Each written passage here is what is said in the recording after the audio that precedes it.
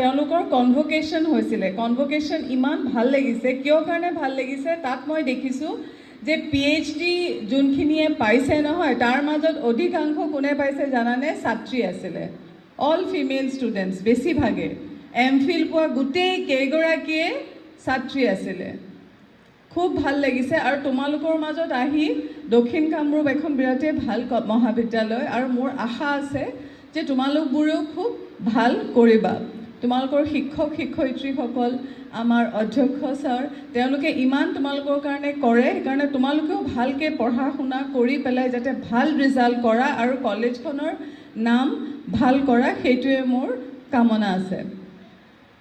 আৰু এটা কথা ক'ব বিচাৰিছোঁ তোমালোকৰ যোনখন মেগাজিন ওলাইছে মোক এইমাত্ৰ মেগাজিনখন দিলে মেগাজিনখন চাওঁতে মই দেখিছোঁ খুব ধুনীয়া ধুনীয়া আৰ্টিকল লিখিছে অৱশ্যে মোৰ চশমাযোৰ এৰি থৈ আহিলোঁ সেইকাৰণে ভালকৈ বেছি পঢ়িব পৰা নাই তথাপি টাইটেলকেইটা দেখিছোঁ এটাত আছে এটা খুব ধুনীয়া আৰ্টিকল লিখিছে মানে path to glory is through path to duty তেনেকুৱা কোনোবা এগৰাকীয়ে লিখিছে ইয়াত আছে নেকি কোনে লিখিছে ইয়াত বিদীপ্তাই লিখিছে নেকি খুব ধুনীয়া আৰ্টিকল এটা লিখিছে আৰু এগৰাকীয়ে লিখিছে on good manners and discipline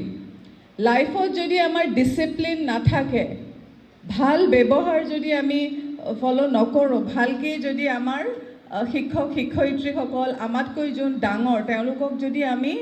ভাল ব্যৱহাৰ নকৰোঁ তেতিয়া আমি কেতিয়াও তেওঁলোকৰ আশীৰ্বাদ পাব নোৱাৰোঁ আৰু জীৱনত আগবাঢ়ি যাব নোৱাৰোঁ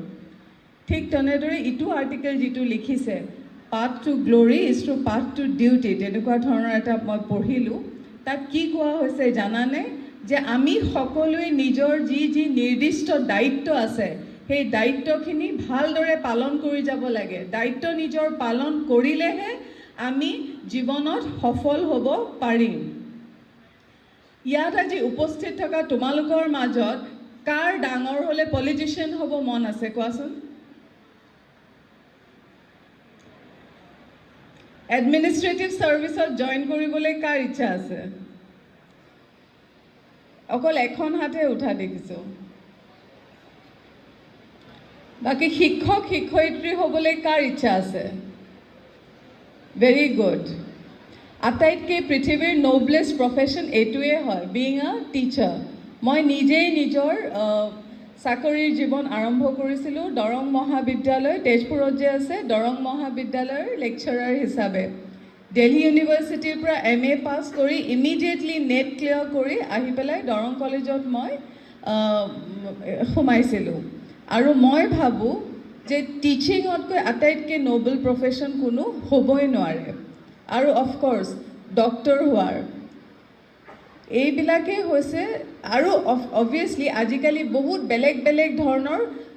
কেৰিয়াৰবোৰ ওলাই আহিছে আজিকালি তোমালোকে দেখিছা নহয় গেমিং কৰা ইনফ্লুৱেঞ্চাৰ্ছ হোৱা ইউটিউবাৰ্ছ হয়নে নহয় আৰ্টিফিচিয়েল ইণ্টেলিজেঞ্চ এইবিলাক বেলেগ বেলেগ বিভিন্ন ক্ষেত্ৰ আছে য'ত